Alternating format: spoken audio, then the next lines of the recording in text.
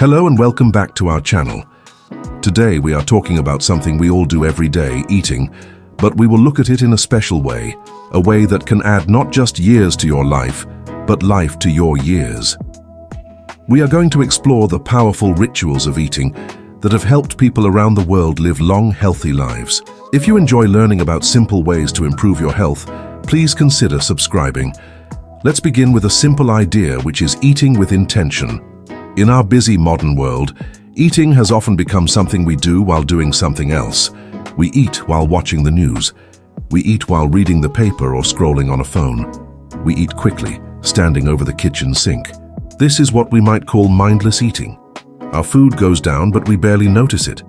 Eating with intention is the exact opposite. It means you are fully present with your meal. It means you give your food the respect and attention it deserves.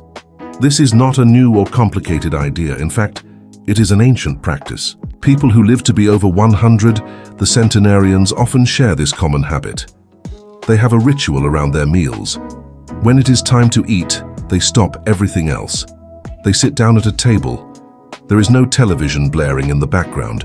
There is no phone on the table buzzing with notifications. Their focus is solely on the food in front of them and perhaps the people they are sharing it with. They take their time. They look at their food, noticing the colors and the shapes. They smell the aromas of the meal, and when they take a bite, they truly savor it. They chew slowly and thoughtfully. They notice the texture in their mouth, whether it is soft or crunchy. They identify the different flavors, the sweetness, the saltiness, the savory taste. This simple act of slowing down is incredibly powerful. It might seem like a small thing, but it has a huge impact on our bodies. Let's talk about how this works for our digestion. Digestion does not start in the stomach. It actually starts in your brain when you see and smell the food. This signals your mouth to start producing saliva. Saliva contains important enzymes that begin to break down the food right away. When you eat slowly and chew your food properly, you create more saliva. You are essentially pre-digesting your food before it even reaches your stomach. Imagine you are trying to wash a pile of muddy clothes. If you just throw the big, clumped-up clothes into the machine, they won't get very clean. But if you take the time to shake them out and separate them, the water and soap can get to every fiber. Chewing is like shaking out the muddy clothes for your stomach. The more you chew, the smaller the food particles become. This gives your stomach a much easier job to do. Your stomach acids can then work more efficiently, breaking down the food further. This leads to better nutrient absorption. When your body can easily break down the food, it can also more easily pull out all the good things like vitamins and minerals. If you eat too quickly, large pieces of food can pass through your system without being fully digested. This means you could be eating the healthiest food in the world, but your body isn't getting the full benefit. Slowing down also helps you recognize when you are full. There is a slight delay, about 20 minutes, for your stomach to send a message to your brain saying it has had enough. If you eat very quickly, you can easily eat more than your body needs before that signal arrives. This is a common cause of overeating and weight gain. Eating slowly gives your brain time to catch up with your stomach. You will find you feel satisfied with less food. This practice of mindful eating is found in many long-living cultures. In Japan, especially in Okinawa, where many people live past 100, they have a saying, "Hara hachi bu." This means, eat until you are 80% full. This is not a strict diet rule, it is a mindful practice. To know when you are 80% full, you have to eat slowly and pay attention to your body's signals. You stop eating when you are no longer hungry, rather than when you are stuffed. In Mediterranean countries like Greece and Italy, meals are often long, leisurely affairs. They can last for hours. Food is brought out in courses, with time in between to talk and digest. The purpose of the meal is not just to refuel the body, but to enjoy the experience and the company. The French are also known for their love of food and long meals. They tend to eat smaller portions, but savor every single bite. A small piece of rich cheese or a tiny flavorful pastry is enjoyed with great attention. This appreciation makes the food more satisfying. So how can we in our modern lives apply these simple habits? It is easier than you might think. You do not need to make huge changes overnight. Start with one meal a day. Maybe it is your breakfast. Decide that for this one meal, you will sit down at the table. Turn off the television and put your phone in another room. If you live alone, you can still create a ritual. Set a place for yourself with a napkin and a glass of water. Look at your food for a moment before you begin. Take a deep breath. Then, take your first bite and try to chew it more than you normally would. Try counting your chews, maybe aiming for 20 or 30 chews per bite. You might be surprised at how different the food tastes. Another simple trick is to put your fork or spoon down on the plate between each bite. This forces you to pause. It breaks the habit of loading up the next bite before you have even finished the last one. Take a sip of water, look out the window, then pick up your fork for the next bite. This small change in rhythm can make a big difference. It helps you become more aware of the act of eating. It transforms eating from a mechanical task into a pleasant and restorative experience. By adopting these practices, you are not just helping your digestion, you are reducing stress. A calm, mindful meal can be a form of meditation. It is a quiet time to reconnect with yourself and be grateful for the nourishment you are receiving. This simple ritual of intentional eating is the foundation of a healthier relationship with food. Now let's talk about another crucial part of the eating ritual: who you eat with. For most of human history, meals were a communal event. Families, friends, and communities gathered together to share food. This social connection is just as important for our health as the food on our plate. Scientific studies have shown time and time again that people with strong social ties live longer, healthier lives. Loneliness, on the other hand, can be as damaging to our health as smoking or being overweight. Sharing a meal is one of the oldest and most powerful ways to build and maintain these vital connections. When we eat with other people, something wonderful happens. We talk. We share stories about our day. We laugh, we listen. This simple act of communication is essential for our emotional well-being. It helps us feel seen, heard, and valued. For older adults who may face a higher risk of isolation, social meals are especially important. A shared meal provides a reason to connect. It offers a sense of routine and something to look forward to. It fights off feelings of loneliness and depression.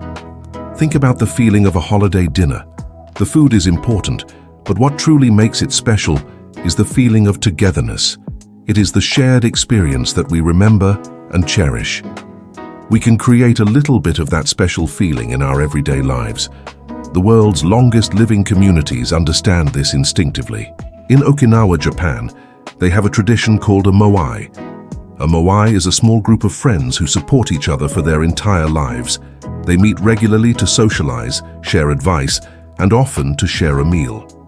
This built-in social network provides incredible emotional and financial support throughout their lives. In Sardinia, Italy, another place known for its long-living men, large family meals are the center of social life. Multiple generations often live together or very close by. Daily meals are a time for the whole family to gather, from the youngest children to the oldest grandparents. This constant interaction keeps older family members engaged and feeling like a vital part of the family unit. In Ikaria, a Greek island with a high percentage of centenarians, village life is very social. People gather in local cafes and at town festivals. They often share meals made with food from their own gardens. This communal eating fosters a strong sense of belonging and community spirit. These examples show us that eating together is not just a pleasant pastime. It is a key ingredient in the recipe for a long and happy life. So, how can we bring more of this social connection into our own meal times? It does not have to be a big formal dinner party every night. Even small, simple connections can make a huge difference. If you live with a spouse or a family member, make it a point to eat at least one meal together at the table each day. Agree to a no screens rule during this time. Use this opportunity to genuinely connect and talk to each other. If you live alone, you can still find ways to make meals more social. Consider inviting a neighbor over for a simple lunch or just a cup of tea and a biscuit. Many people are in the same situation and would likely welcome the company. You could be the one to start a new friendship. Look for opportunities in your community. Many senior centers or community halls host regular lunches or coffee mornings. These are wonderful places to meet new people in a friendly, relaxed setting. Don't be afraid to go by yourself. Everyone is there for the same reason. You could even start your own little group. Perhaps you and a few friends could start a weekly potluck. Each person brings one dish to share. It's a fun way to try new foods and enjoy each other's company without putting all the work on one person. Technology can also help us connect over a meal. If you have family or friends who live far away, you can schedule a video call. Set up your phone or computer at the dinner table and share a meal together virtually. It's not the same as being in person, but it can still help you feel connected to your loved ones. The important thing is to be intentional about seeking out social connection. Sharing food is a natural and comfortable way to do this. It breaks down barriers and encourages conversation. When we break bread together, we are not just feeding our bodies, we are feeding our souls. We are strengthening the bonds that keep us healthy and resilient. This ritual of communal eating is a powerful medicine for loneliness and a celebration of our shared humanity. Let's discuss a topic that can cause a lot of stress: portion control. Many modern diets are focused on strict counting of calories or grams. However, in many traditional cultures, people manage their weight without ever thinking about a calorie. They do it naturally, through their customs and serving styles. One of the simplest and most effective tools they use is the size of their plates. Take a look at a modern dinner plate. It is often very large, sometimes 10 or even 12 inches across. Our eyes can play tricks on us. A normal serving of food can look very small and unsatisfying on such a big plate. This subconsciously encourages us to pile on more food to make the plate look full. Now, think about the dinner plates your parents or grandparents used. They were likely much smaller, perhaps only 8 or 9 inches across.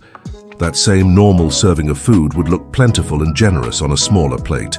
This simple visual cue helps our brain feel satisfied with less food. This is a powerful psychological trick we can use.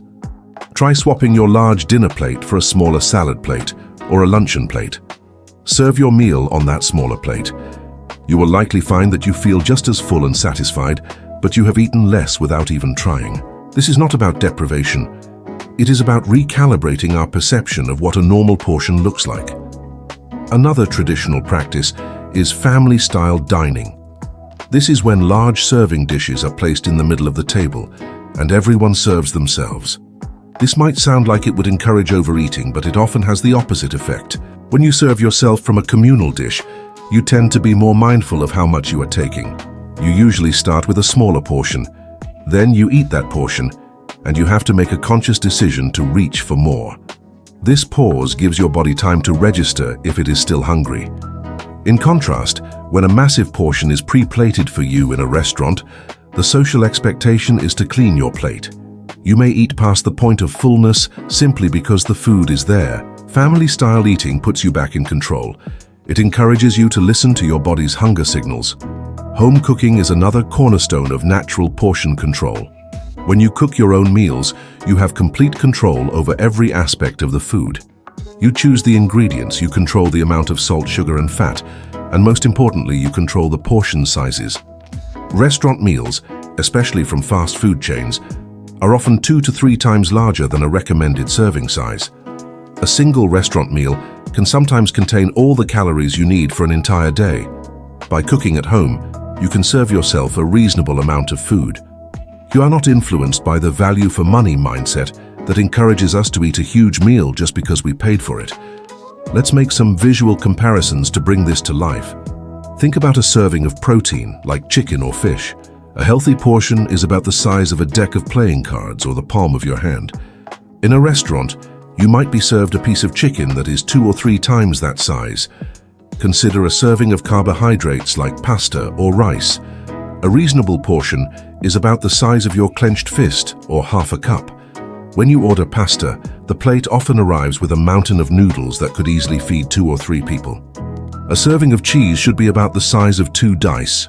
A serving of butter or oil is about the size of the tip of your thumb. These are not strict rules to live by. They are simply visual guides to help us understand what a standard serving looks like. The goal is not to become obsessed with measuring. It is to develop a more intuitive sense of how much food our bodies actually need.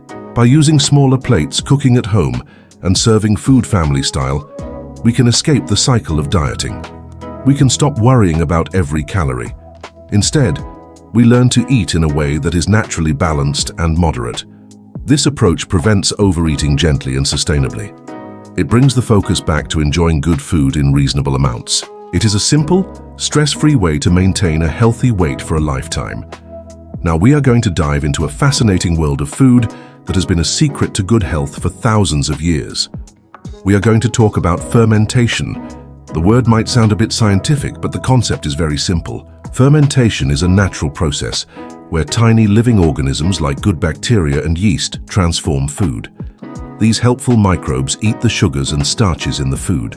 As they do this, they create beneficial compounds like lactic acid, B vitamins, and enzymes. This process not only preserves the food, but also makes it more nutritious and easier to digest. Think of it like cooking, but instead of using heat, you are using an army of tiny microscopic chefs.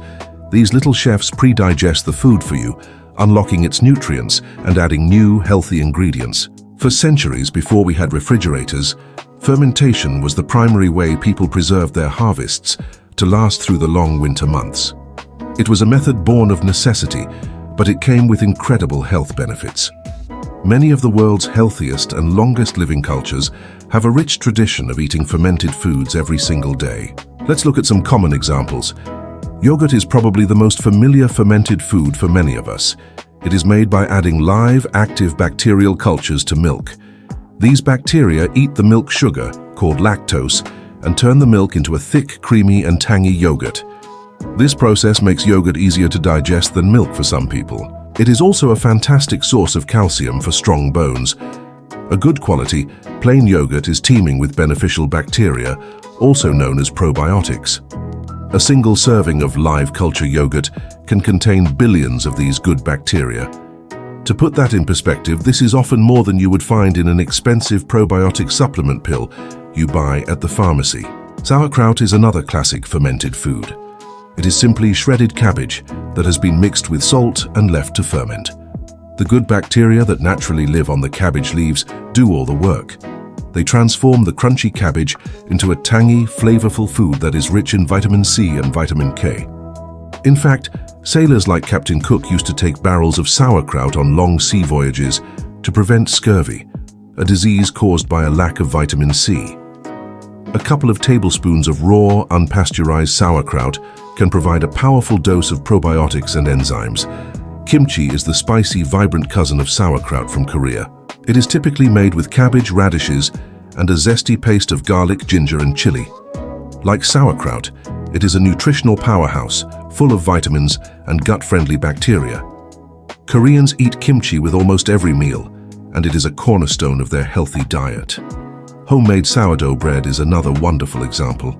Unlike commercial bread made with fast-acting yeast, traditional sourdough is made with a starter. This starter is a living culture of wild yeast and beneficial bacteria. During the long, slow fermentation process, these microbes break down some of the gluten and anti-nutrients in the flour. This makes the bread easier to digest, and its minerals like iron and zinc easier for our bodies to absorb. Miso is a staple in Japanese cuisine, especially in Okinawa. It is a savory paste made from fermented soybeans, barley, or rice. It is used to make the famous miso soup. Miso is rich in protein and packed with beneficial bacteria and enzymes. A warm bowl of miso soup is a gentle and nourishing way to start a meal and support your digestive health. These are just a few examples. The world of fermented foods is vast and includes things like kefir, a fermented milk drink, and kombucha, a fermented tea. The key thing to remember is that these foods are alive. They contain living organisms that work in harmony with our bodies. By including these traditional foods in our diet, we are tapping into an ancient wisdom that supports our health from the inside out. We often hear the word probiotics when talking about fermented foods. Probiotics are the good bacteria themselves, but the benefits of these foods go far beyond just providing a dose of good microbes. They play a profound role in the health of our gut microbiome. Imagine your gut as a lush, diverse garden. The microbiome is the collection of all the tiny organisms, trillions of them, that live in this garden. A healthy garden has a wide variety of different plants, flowers, and helpful insects. Similarly, a healthy gut has a wide diversity of different types of good bacteria. Each type of bacteria has a different job to do. Some help you digest fiber. Others produce essential vitamins. Some help regulate your immune system. The more diverse your gut garden is, the more resilient and healthy your whole body will be. Modern life, with its processed foods, stress, and medications like antibiotics, can be harsh on our gut garden. It can be like a drought or a pest infestation, killing off many of the good plants. This leads to a loss of diversity. Fermented foods are like planting a variety of new seeds and plants in your garden. Each type of fermented food, whether it's yogurt, kimchi, or sauerkraut, contains different strains of beneficial bacteria. Eating a variety of these foods helps to repopulate your gut with a rich diversity of microbes. This is why the health of our gut is so critical for our overall well-being. Let's talk about the immune system. A surprising amount, about 70 to 80%, of your immune system is located in your gut. The good bacteria in your gut act like security guards. They line the walls of your intestines, forming a protective barrier. They help to train your immune cells to tell the difference between friendly substances and harmful invaders, like viruses and bad bacteria. A healthy, diverse microbiome means you have a strong, intelligent army ready to protect you from getting sick. Now let's consider our mood. Have you ever had a gut feeling about something? That phrase is more literal than you might think. Your gut and your brain are in constant communication through what is called the gut-brain axis. You can think of it as a direct telephone line between the two. The microbes in your gut can produce neurotransmitters, which are the same chemical messengers your brain uses, like serotonin. Serotonin is often called the happy chemical because it plays a major role in mood and well-being. A healthy gut microbiome can send positive, calming messages to the brain, helping to reduce anxiety and improve your mood. An unhealthy gut, on the other hand, can send stress signals. And what about our energy levels? The main job of our gut is to break down food and absorb nutrients. When your gut is populated with a diverse range of helpful bacteria, this process works much more efficiently. Your body can extract more energy and more vitamins and minerals from the food you eat. This translates directly into having more physical and mental energy throughout the day. So, how can you start adding these powerful foods to your meals? The key is to start slowly. Your gut garden might not be used to these new active foods. If you introduce too much too soon, you might experience some mild bloating or gas as the new microbes settle in. Begin with a very small amount.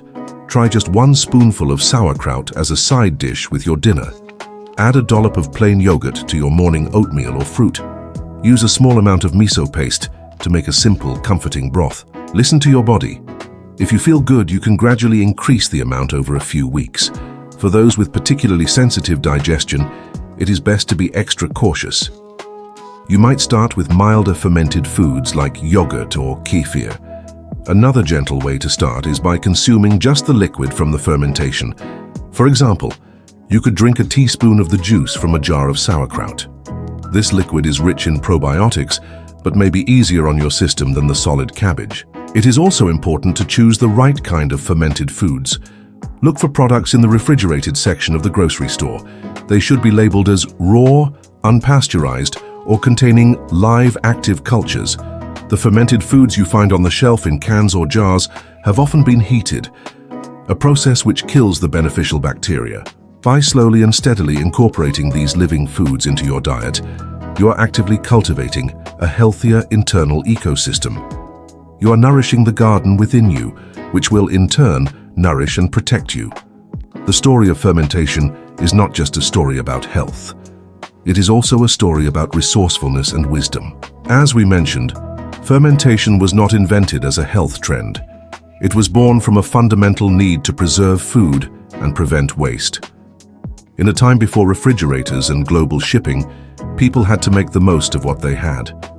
When the autumn harvest brought in a bounty of cabbages, they couldn't possibly eat them all before they spoiled. So they shredded them, salted them, and packed them into crocks to make sauerkraut. This allowed them to enjoy the vitamins from the cabbage all through the cold winter.